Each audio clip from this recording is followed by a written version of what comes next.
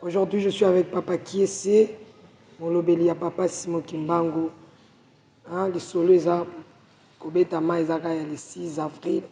Le 6 avril, ils ont vraiment victime à Ike.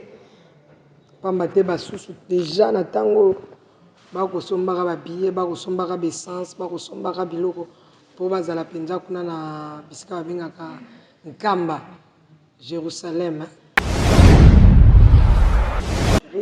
Ba big salutation Papa Kiese. Oui maman.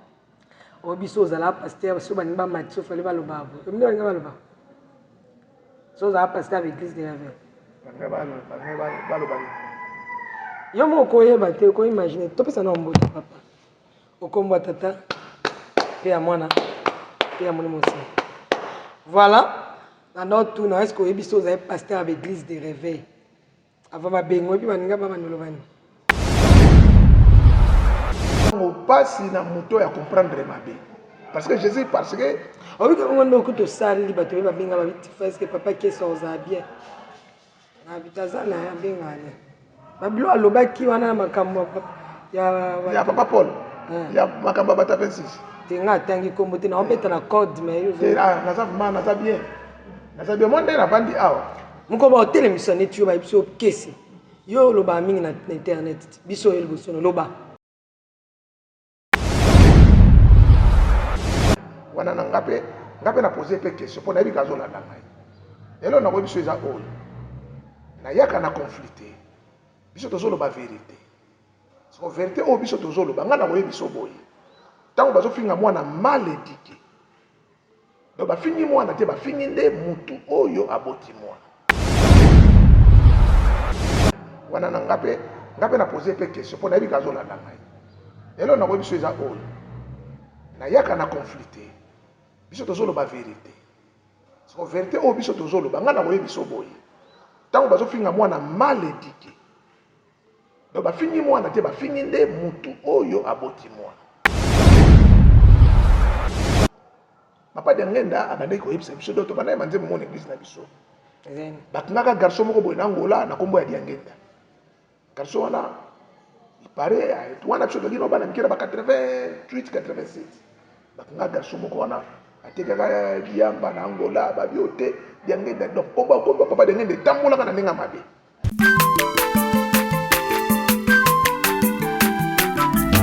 Aza mwana moto te po akosa ngai abongwani pete po awangata nzambe ya le nazarien le nazarien le nazarien le nazarien bana kitoko koma mokondima atako bapakolaki mafuta na mosakolima lelo ya yo bolingo bateli le nazarien lipamboli oyo monanaka te mpeni mama kandelobi kolapie mapapu masopi mafuta tokokisikana longo na nzambe oyo babenga na makomi Jésus. Bonjour, bonsoir chez vous. Bien-aimés dans le Seigneur, peuple de Dieu, amoureux, amoureuses de Jésus-Christ, on est là. Ensemble, il n'y a pas de souci. Christ reste le même hier, aujourd'hui, éternellement. Maman Tiffany Mokwa, dans le Nazaréen, beaucoup plus dans cette émission, Table Sainte qui réunit les hommes de Dieu autour de sujets importants et très capitaux. Aujourd'hui, je suis avec Papa Kiese, mon lobeli à Papa Simon Kimbangu. Les solos, le 6 avril. Le 6 avril, ils ont vraiment victime à Ike. Pambate basusu déjà na tango bakosombaka babillet bakosombaka essence bakosombaka biloko po bazala penza kuna na bisika babengaka Nkamba Jérusalem babengaka bongo. Voilà, je rentre à la régie rapidement prendre cet élément le sako mokonzi bobetaka le sako mokonzi soko lingola na nzembo wana mobimba na yango betaka le sako mokonzi avec la princesse de l'Éternel Maman Tiffany Mokwa, beau aimer, beau partager nzembo wana et à kitoko mingi. Régie, à vous.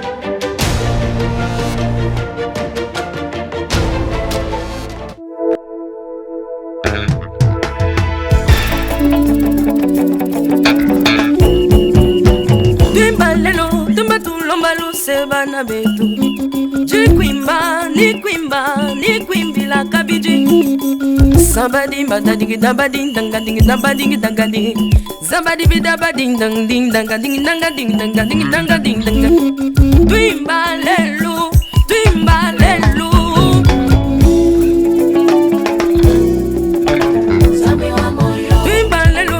tu lomba luseba na betu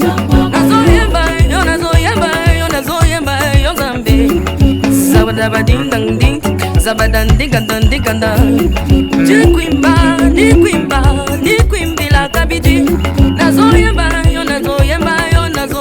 yo zambe zabada ding dang ding zabada ding dang ding dang ding.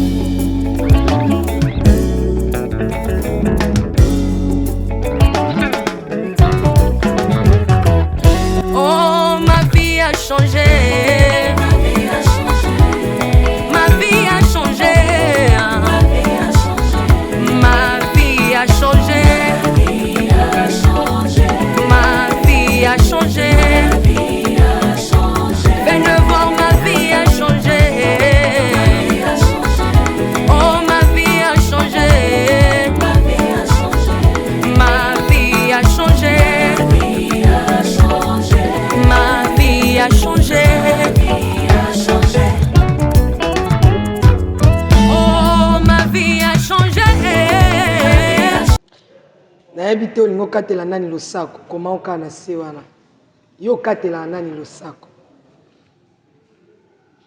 olingo bake respect na yo pesa na nani tela biso wana ba commentaire wana sans plus tarder je regarde papa Kesema en disant déjà bonjour et bénin à papa Guy joyeux anniversaire d'avance na Tiffany Labala na azana mwana voilà Tiffany Labala la princesse de l'éternel, joyeux anniversaire na eux déjà d'avance. Pourquoi pas aussi Anika Ndeko Bobé Moko mi balete mi satote Bobé hier. Maman petit coquelin, maman chérie, big salutation papa Kies. Oui maman. Obiso zala pasteur so banimba matso fallait ba loba. Omni ba ngaba loba. So zala pasteur avec l'église de la veille. Ba loba. Yo mo ko yeba te ko imaginer to pesa na mboto papa. Okomba tata. Et à moi, et à mon émotion. Voilà. Dans notre tour, est-ce que vous avez pasteur avec l'église de réveil? Avant ma bengo, et puis on va nous le vendre. Oh. On est là, on est yo mo miye bit ko gito ergo sum connais-toi toi-même. Faut miye vat. Nandeng bon mi lo bela na. Mona mti yeso andoto na batwala banazana. Mais tant pire a PC réponse à vous pinza ndi yango yo. Quand on peut répéter les réponses à l'obité, ils ont été examinés pour nous. Parce que les réponses sont là, parce qu'il faut le faire. Yo mo go mekate na exact. Tenga za professeur. Balobi kaza na bité. Ce que tu as connais toi-même. Mais mouvement miyebi ye moko te. OK. Mutu so mutamiye ba ki ye moko. Bele bere des alate. Il fait mutamiye bité de bere des alate. Ah, obi que chose là pasteur ba ngaba ndulo babu. Avant matso. Maintenant, nous invitons l'homme de Dieu. L'homme de feu. La bouche autorisée de Dieu. L'homme de parole. Quand il parle, le cœur bouge. L'homme de parole. La connaissance de Dieu. Pozambanga moko papa kesi. Nazwite hein. Batonya ba bando ba bote. Nazwite. Olobi makam. Na mamu. Kole zalobi, kole tu ala tuna jinde Pierre. Pierre ndaya nolaki. Mais kole spalo ba mo lilo, ba lo ba mo lilo. Te kole zaloba ki ezayo te za mulimo na nzambe ndelo. Siko yo lobi ni po yo za kolo esute. Ngala za kolo esute. Ngala za papa kesi. Donc mutu ye moko wa komindima te. Mutu fo batu nde ba. So na honnête to lobi boye. Omwana ne lokuta to eso. Te. Lokuta ezana makambo ya mabe. Mais oyo ezana makambo malamu lokuta ya kati ezana kati. Donc so mutu alobi likambo. Na kimia nyonso tu alobi so. So mutu alobi omoni ndeti bato mingi omoni so moto azwi makanisi ya kosala mabe asala yango. Ok. So moto azwi makanisi ya kosala malamu asala yango te. Voilà. Or que Jacques chapitre 4 verset 17 Jacques alobi oyo nyonso tu akokanisa asala malamu soki asali yango te ekomi lisumu. Ok. Donc makanisi nde ndeti na bino nakoya kotika par exemple dime awa donc ngai nakanisi malamu so na ye nango te ekomi lisumu epa na ngai. Ok. Po ngai nde nalobi mais soki nakanisi nasala mabe naza rapide akosala yango. Boni papa Simon.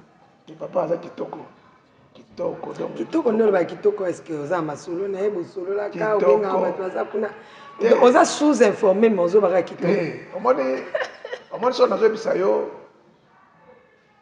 papa de ngai nandayebisa biso nzambe bazalaka ne pembeni te mpo kocomprendre te mosika pe te mpo koyoka bien katikati ozalaka na katikati sikoyo biso parce que Moïse na Exode chapitre 20 so tozwi 18 omona ntango bana Israeli basali tembe na Moïse babi non fo biso mpe tomona ye mais ntango Moïse akayebisi nzambe babi eza problème te bazelanga nazoya te bamata mercredi na ngomba mais ntango bamataki kelelo ebeta ya terrible mais ntango bayoka popopopopopo nzambe ya ye bana Israeli baganga alors donc on a félicitaka parti wana makasi epe natanga yango mingi mpo na yebiso lelo ndenge naza Moïse abi te bana Israeli babi Moïse yebisa nzambe ayebisa yo oyebisa biso mpo tobika mais kotika te nzambe ye moko ayebisa biso mpo tokokufa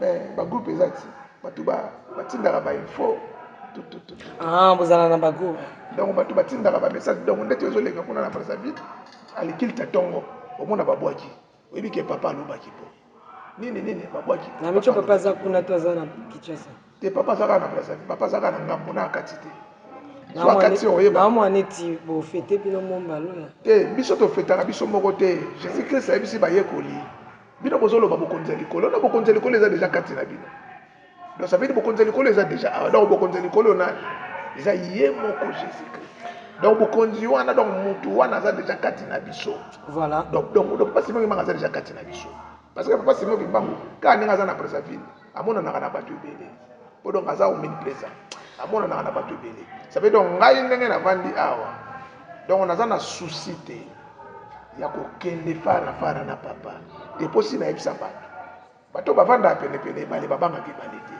bamonaka ebale mwa mai mwa moke yango moni basalaka baje mais bato oyo so tozwi kaka bato nyonso bazalaki na jésus christ le septande la bamaîtrisaka ye te mais lelo oyo bato mingi lelo oyo balalaka baveye na baeglise ozo comprendre donc bazosakrifie batana bango mpona kaka kolanda testament ya jésus christ atikaki mais bato wana sikoyo donc toloba bango sikoyo bato wana nde basambelaka jésus christ donc en personne boye bamona ye te donc oseke donc balongola espoir mais christ alobi esengo na bato bamoni te mais bazondima parce que mpo nga place navandi awa nga naoteya bato et chaque jour nazalaka na bato nga nateyaka bato et chaque jour natangaka mokanda nzambe mais moto avandi penepene wana mpe peut-être aza na ye na distraction oyo mpe papa azoloba azocomprendre na ye te peut-être mpe fara boye yo moko omonaka no ye te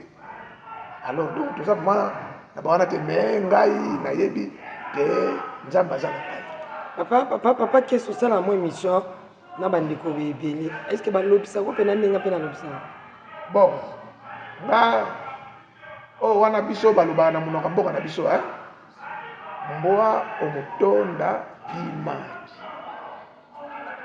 ça veut dire mutu so okenda kofélicite ye okomeme nde na kobeba sikoyo ebisala lokola bebisa donc wana nga nayebi ça veut dire eza na masolo mosusu tokosolola yango tosolola yango na plateau te eza masolo tokosolola yango na se donc c'est ça est-ce que obanga makambo te poani te chaque passage na yo soit tosepesi bato soit topesi bato motema pasi donc opasi na moto ya comprendre mabe parce que jésus parce que obika bongo nde okuti osali bato oyo babenga babitifa est ce que papa kesa ozala bien abitaza na ye abengane babilo alobaki wana na makambo ya papa paul ya makamba bata 26 Tinga tangi kombo te na obeta na code mais yo. Naza vraiment naza bien. Naza bien monde na bandi awa. Muko ba hotel emission ne tuyo ba biso kesi. Yo loba mingi na internet. Biso el bosono loba. Te nga na koyebisa bango parce que monde na bandi awa. Na ba kezana mukomona okufa. Mais okufa ne na maboka baki te. Te na yebi kezana mukolomona okufa. Moni o nzambe ya pointaki. Alors ndenge nzamba bongisa yango. Naza na déviation na yango te. Okufa pa papa Simon. Te nga na yebisaka yo nga na makombata. Donc nga naza vraiment na tata Simon Kimba. Donc ndenge omonaka nga nazalaka awa. Nga naza vraiment na tata Simon Kimba. Donc ndenge omoni nazalaka omoni nga ngai nalandaka mutu na intérêt te. Nalandaka mutu mpo na intérêt te. Nalandaka mutu kaka namoni ke vérité yango nde nalandi. Sauf kaka bamandika sa satan. Mpona kobebisa bamakambo nzambe abongisa. Mais ndenge nzambe asala makambo na ye. Papa kiesi. Mozu appelle la menace te. Mutu moko amekaki kobenga wana naokaki ye kaka. Alobeni ti. Naokaki ye kaka. Papa kiesi eloko nini boy bonga la biso te. Pesa na temps ya vérité parce que na Daniel chapitre 12. Daniel azoloba. Na Daniel chapitre 12 verset 10. Alors plusieurs seront purifiés et blanchis. Mais les méchants feront de mal. Mais aucun des méchants ne comprendra. Donc ça na mutu moko te ya masumu a comprendre makambo nzamba zo bibisa. Ok, so moni ba tulem twa kansa na otala bu na otala vanda mais mamna ozwande ko beto inspiration na papa Simon Dira pesa na libanda. Tena zawa. Ngapa zana ngaya. Tenga mana ko pesa kutu temps yondo lukande ba question mais ba réponse en tout cas donc na déjà. Mais nga ba réponse déjà na mutu ba isinga we na kotangi songa bi. Fani kolanda ba kesi wana te. Ba kesi wana ba batu moneti ba démon déchu. Parce que batu ba osa ke ba papa ba kabwana bangwana. Merci. Pardon, si c'était. OK. Non, tangi on na mémoire na ngai mamba ko. Abi po muko ba tata ba oyokana. Ya osukandeni. Alobani. Asalani. Comment qu'on fait son? Merci. Merci. Merci. Ba tata ba koyokana na nani? Wana na ngape na poser pe question pour na bi kazola na ngai. Elo na ko biso eza oyo. Na yaka na conflicté. Biso tozolo ba vérité. So vérité o biso tozolo ba ngana ko biso boye. Tango bazo finga mwana mal éduqué. Donc ba fingi mwana te ba fingi nde mutu oyo aboti mwana. Papa de ngenda abandai ko yebisa biso doto bana manze mo église na biso. Bakungaka garçon moko boye na Angola na kombo ya Diangenda. Garçon wana il paraît wana biso dogino bana mikira ba 88 87. Bakungaka garçon moko wana atekaka yamba na Angola ba biote Diangenda donc kombo papa de ngenda tambola kana ninga mabe. Or que zalaka mwana ya papa pasteur moko na Angola nda tsalaka biloko wana. Ebe dengepe papa ngope azapeka na 26 bagenda peka na mwana. Alors bien mon temps ozobota mwana ozopesa ye kombo na biso. Ou bien na boti mwana na pesa ye kombo mama Tifani. Ça veut dire faut na sala tout mwana wana zala lokola. Vous comprenez? Mais ce qui comme mwana wana za mabe. Ba otola mais yo kombo zo mutu azaboyete. Mais pas ngena lobaki soki ba fingi biso pona bino parce que oyaka. Donc soki ba fingi biso pona bino. Nze bona toyebaka ngo soki bafingi ngai pona bino basi ekoyaka. Donc ça veut dire que moni batu bayaka kosambela donc ba raisonnaka vumate. Donc ba poussaka pe raisonnement na bango musika te. Biso tozolo ba fe. Oh biso tozolo ba. Déjà oh papa kesi. Ba kesi. Bon. Makamutana komi soite. Te donc suis pété. Kuti ye mutu ana ndaza na erreur po suis. E pe mutu ana pe na ndimita kenda nkamba. Kenda pe nkamba te. Ponga lobi na tongo na boke nkamba. Kenda nkamba te parce que papa dengue na tiki testament. Il faut mbula mubimba mutumo, il faut qu'il mangiste kitaka nkamba kwa songola mai. Pour mbula bete la ye so 40 ans moto OK. Makenda te. Eza injure te. Ça veut dire quoi? Omoni mama Tiffany soki biso toza bandeko. Il faut na ebisaka mwana na omoni mama oyo aza ndeko na ngai. Somona Otanga nazo peso valeur mwana obanga. Mais tanga nazo négliger yo. Mwana nga o respecter yo. Mais après la mort nanga, yo na mwana nanga bokoyokana te donc ata boyokani omoni ntango bible ezolobaka kolimbisi donc pardon nazo paragraphe nzambe alobi so tolimbisi tobosani mais ntango bazotangela biso Sodome na Gomore si makambo akala te bon comme bakomaki yango c'est que ça kobosana te donc eza déjà à la page vous comprendre église ekabwana te mais batu bamemi eloko na ndenge na bango pona ba raison ya ba bien matériel soki lelo oyo eloko na ebisaki eloko moko kaka oyo ngombe ezosenga eza kaka humiliation donc batu kaka basimilie donc ntango naza na erreur na similie devant yo na erreur wana quel que soit méchant ozalaki nango ekosala nini ekokita donc eza kaka likambo humiliation bareconnaître tata Simon Kimbangu etant que prêtre makambo esili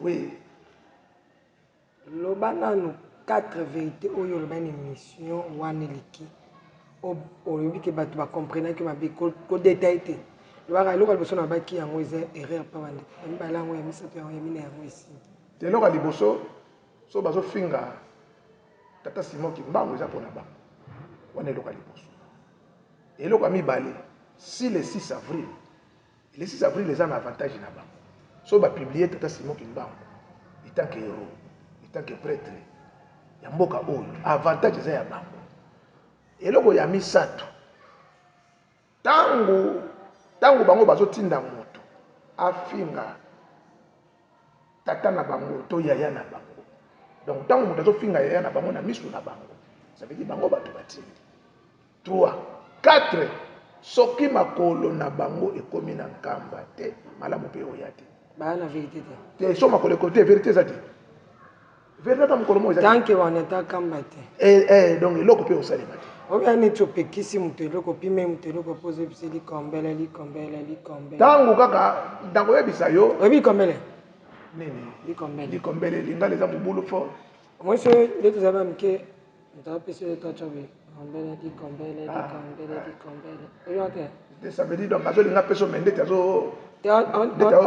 aoboya siko ayokisoka motema mpasi bopimeli bato kamba mais siko bosenga bango te kamba asengaka bango eloko te kamba asengaka eloko te tobeta biso masolo ya le 6 avril tika masolo ya bato kasi papa kese masolo ya bato totika te totiki baza bandeko na biso totika masolo ya bato papa kese tobeta masolo ya papa Simon Kimbangu yo osalela papa Simon osalela bato te beta masolo ya papa so moto ameki asimba beta masolo ya papa busol asepela tika ya bato beta yo chrétien ndete chrétien tata Simon Kimbangu naza komo comprendre te komo osala bémission makolongolo te makolongolo na ye esprit na nga kaka etindi nasala émission makolongolo mpo mokote wana nayaki nango esali ngaka mwa kaka sikoyo donc esali lokola koswa yango moni na oyike ngai yangi nalongwa kotuma papa alati nakati ke lelo papa Simon abi tosala émission te mais esprit na nga nde mpe tika abongo nasala parce que dongo eza église ndenge omati na chere dongo eza église mpo na église bakota makolongolo mpo ayebisaki Moïse fo kolongola mapapa fo kolongola mapapa omoni mino bato église de réveil papa kesi avandi kuna azali na basapato mais ntango toye tomata parce que tosala émission chere yango wana mais awa eza place eza donc élargir chere azwi mapapa alongoli amati likolo ya chere makongo parce que azoreconnaître ke amati na esika esanto ouais papa mfumu alongo ayebisaka bamusicien motu nyonso to oyo bino bozobenga nganga nzambe azala ya protestant azala ya catholique fo borespecte neti ngai mpe orespectanga oza nganga nzambe bongo to orespecte te mpona papa kesi likambo mpe bolongolela sapate na makolo bikengo ekamwisanga ata kutu moyize anga alobaki eza kolonga makolo oyo mpe te eza mpe kolonga makolo oyo te kolonga mapapa mage na longoli eza oyo te basapato tolata nzambe ati na chausse wana te nzambe azali na mposa koyebisa moyize kaka mitema bolongola masumu na mitema na bino bisiko eza peto oya na masumu na ote na présence nanga mabunga bakesi déjà nia te lo omoni ti sende na kamba to Et l'homme, on était dans la paroisse, aux années où tu as Congo, on était sendé tuer. Tu n'as pas de l'autre. Ah, ils ont la chance. Tu n'as pas de l'autre. Parce que, tu n'as pas de l'autre. Pour nous appeler, on a besoin de l'autre. Parce que, tu as des solo, tu n'as pas de solo. Parce que pourquoi? Moi, je suis là, notre Père en Kamba, que ton nom soit sanctifié. Que ta volonté soit faite partout. Tant qu'on a tous induire une tentation, mais délivrer une amabé. Ça veut dire tentation. Oh, nous sommes amabé à délivrer. Donc on a beaucoup de amabé. Donc dès que nous avons collé, nous avons appelé amabé na mototé. Et puis si on a zana nda qu'on a limité na brabi ma appelé banda. Je n'ai pas d'akana. Est-ce que ce n'est pas une sambe? Bolongo la pe ma papa na banda ko to ezalaka pour l'église. Mais na ma papa pe ba nanda ko to bana na ma papa te. Oh, nanda ko to bana na ma papa te. Nanda ko to la ta sapato so lingobi. Là tu dis pas pour tiki na porte côté nanda. Côté nanda. Te na tu ni chose banda bolongo sambela. Te so na zanga moko nazo sambela place na donc ça veut ndako nanga na etonga eza différent. Ndako nanga na église eza différent. Vous comprenez? Donc, on a un peu de papa, mais si on a une église, on a un papa. Pourquoi?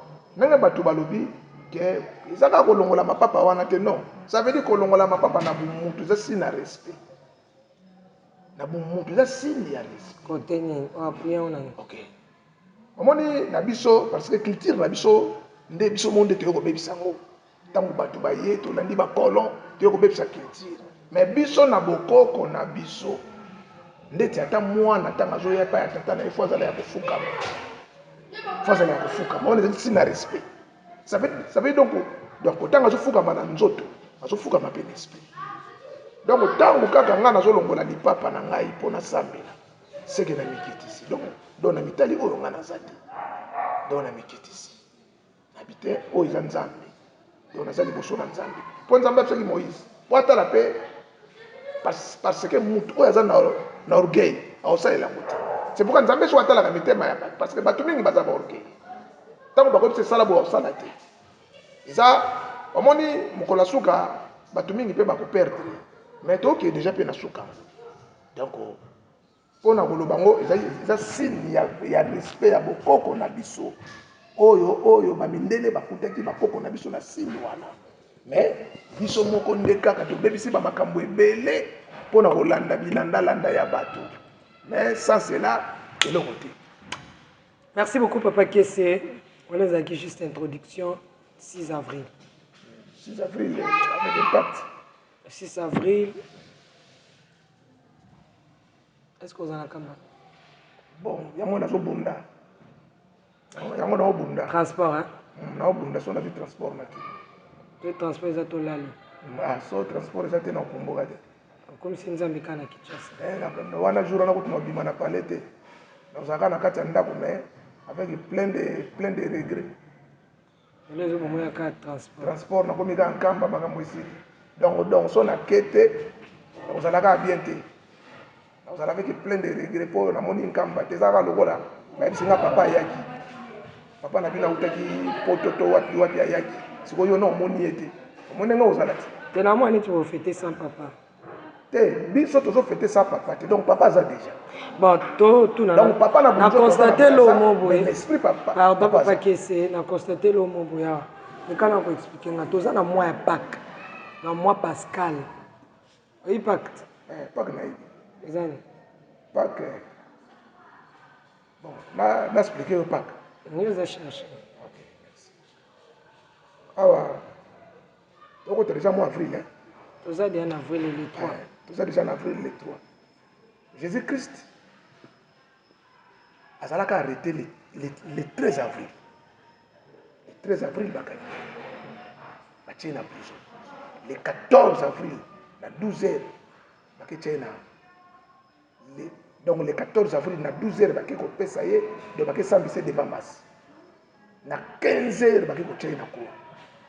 Le 14 avril, il y a un cours.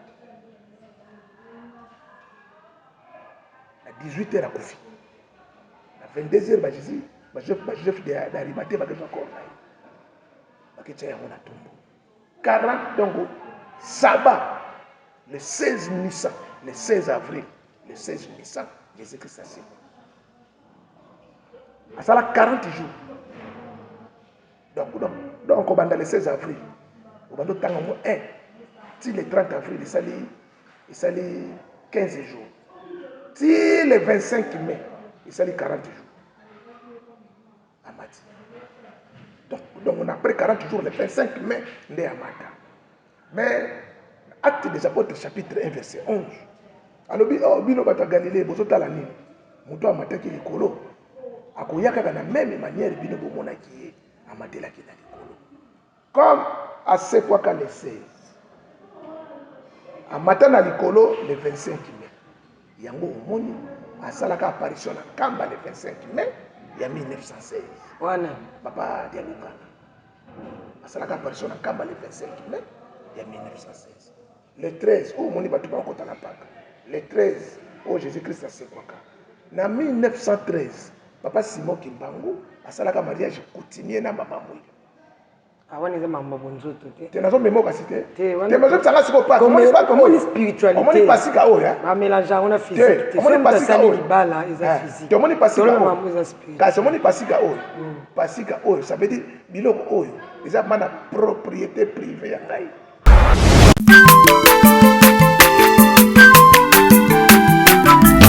Aza mwana moto te po akosa ngai abongwani pe te po awangata nzambe ya le nazarien le nazarien le nazarien le nazarien ebana kitoko koma mokondima atako bapakolaki mafuta na mosakoli